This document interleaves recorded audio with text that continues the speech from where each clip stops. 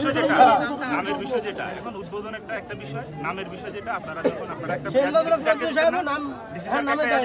DC স্যারকে একটা ইয়া দিচ্ছেন, তো ডিসি স্যারকে একটা স্মারকলিপি দিচ্ছেন না, স্যার ওটা গ্রহণ করেছেন। গ্রহণ করে এটা আপনাদেরকে ডেকে কথা বলবে। এলাকাবাসী যেভাবে একটা এলাকা উন্নয়ন কার্যক্রম হলে এলাকাবাসীর একটা না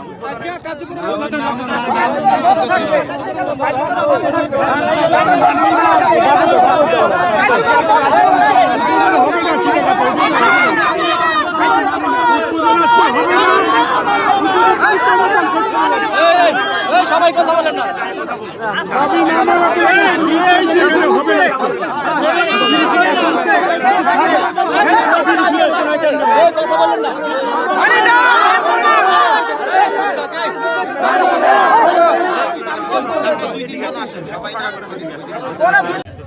এখন আপনাদের যে এই আপনাদের ওই দাওয়াতের বিষয়টা যদি বড় করে প্রোগ্রাম হইতো, অবশ্যই আপনি কার্ড দিয়ে আমি নিজে কার্ড দিয়ে সবাইকে দাওয়াতের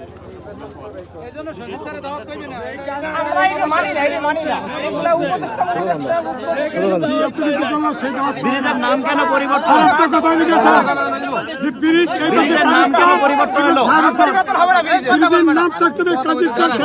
কথা বলেন। সে অর্থ মন্ত্রণালয় ছিল। আপনি যে কথাটা বলছেন, এখানে মেম্বার আছে, চেয়ারম্যান আছে, কাকা আমার চাচা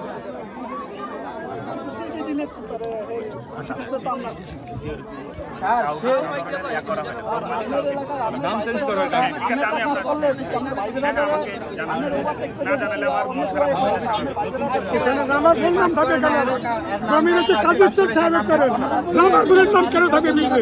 কথা বলে না।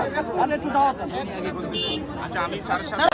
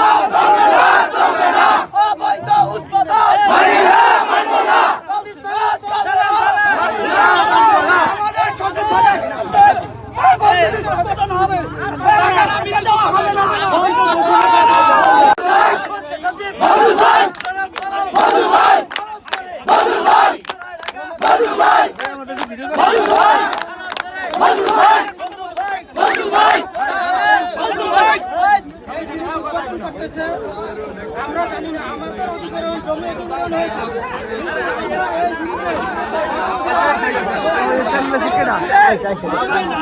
সময় অপূর্ব হয় এই উপরে তরণটি ভেঙে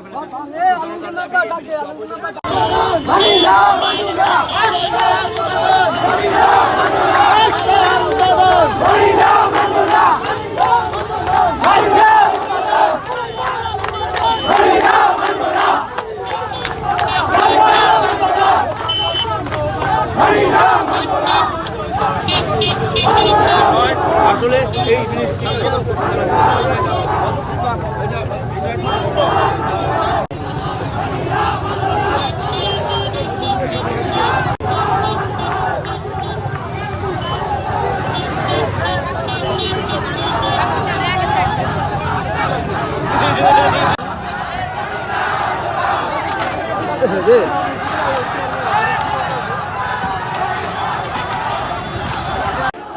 তিনি রয়েছেন, তিনি রয়েছেন যারা প্রশাসন মধ্যে দিয়ে কিন্তু উৎসুক জনতা কিন্তু আসলে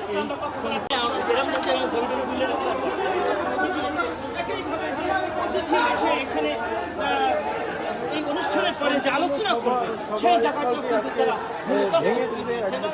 অর্থ বিভাগের সচিব এমদাদুল হক যে সমাবেশ স্থল সেটাকে তারা ভেঙে চুরে দিয়েছে। কোনো রকমেই তারা এখানে উদ্বোধন হতে দেবে না। এবং একটি কারণ হচ্ছে যে এখানকার যে মানুষ এই দীর্ঘদিন তারা যে অবহেলিত ছিল, সেই মূলনদী আরিয়াল খান নদী থেকে সারা বাংলাদেশ তারা যাতে যিনি কৃতি সন্তান ছিলেন অর্থ বিভাগের সচিব যার উপস্থিতি না থাকার কারণে এলাকার মানুষ ক্ষুব্ধ হয়ে নাম ফলক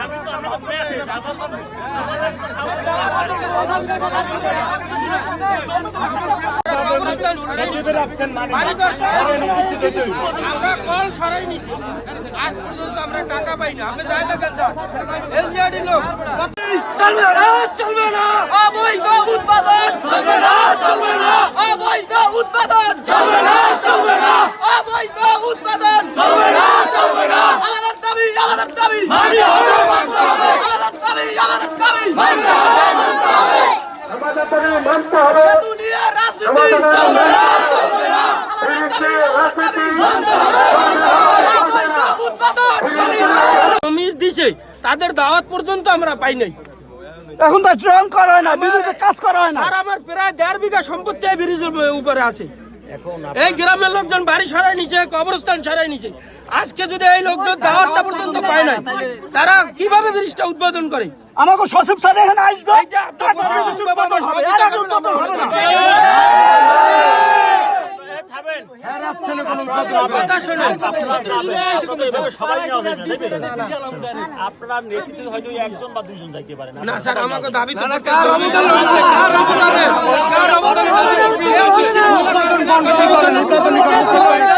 উদ্বোধন করতে দেওয়া যাবে না।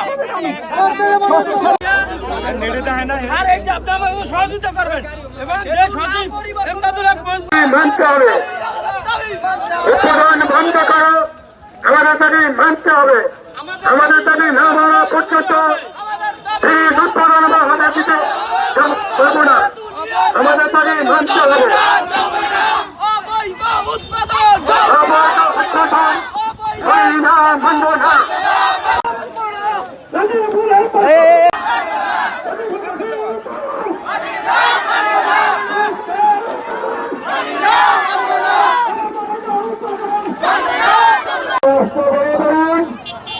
এখনই আমাদের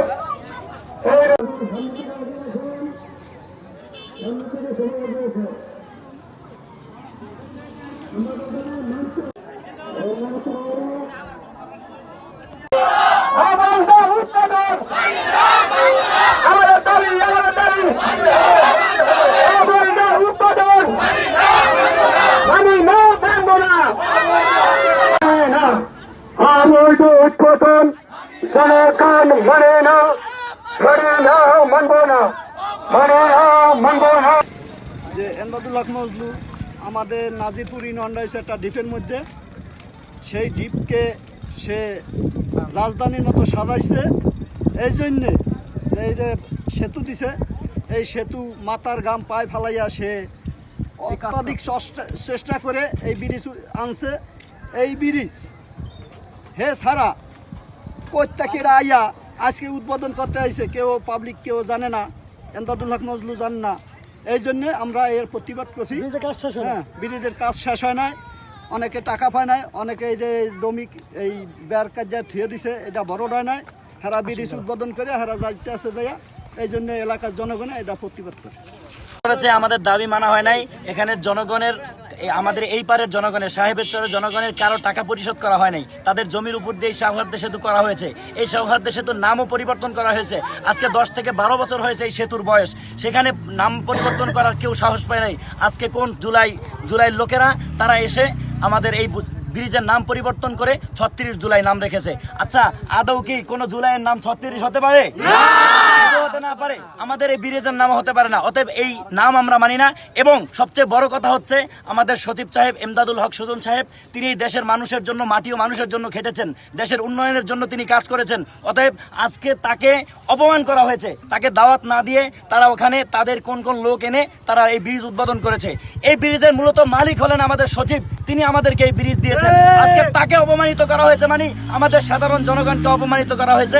তাই এই উৎসুক জনতা কি করেছে সেটা আপনারা দেখেছেন। এখন আমরা এর দায় নিতে চাই না, আমরা শুধু বলতে চাই আমাদের যেই দাবি ছিল এই দাবি পূরণ করা হবে, দাবি মানা হবে, এরপরে আমরা শান্ত হব, আমরা ক্ষান্ত হব, আমরা ঘরে ফিরে যাব।